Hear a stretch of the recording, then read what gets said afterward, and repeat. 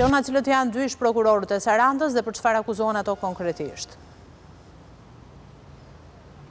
Prokuroria e posaçme ka nisur komunikimin e akuzave për dy ish prokuror, përkatësisht Ledian Llahon, i cili akuzohet për veprën penale të korrupsionit, ndërsa ish prokurori tjetër Çlirim Shahini, i cili aktualisht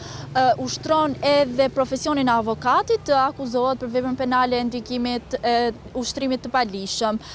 Ish prokurorët e Sarandës dyshohet në fakt se janë përfshirë në një aferë korrupsioni për zbutjen e masës së sigurisë ndaj Pando Puçit, i cili ishte shpallur fillimisht në kërkim për veprën penale të ndërtimit paleje. Ky i fundit në fakt pasi arriti të shmangej drejtësisë për 2 vite, u arrestua dhe doli para gjykatës, ku u dha një vendim për të, por masa e cila u dha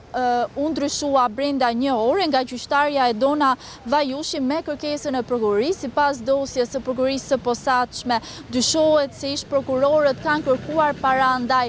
Pando Puçit, i cili akuzohej për ndërtim paleje në këmbim të ndërhyrjes në procedura gjyqësore me qëllim zbutjen e masës së sigurimit ndaj tij. Këto veprime janë dokumentuar në fakt nga organi i akuzës dhe provojnë ekzistencën e një skeme korrupsioni të organizuar, ku funksionarët e drejtësisë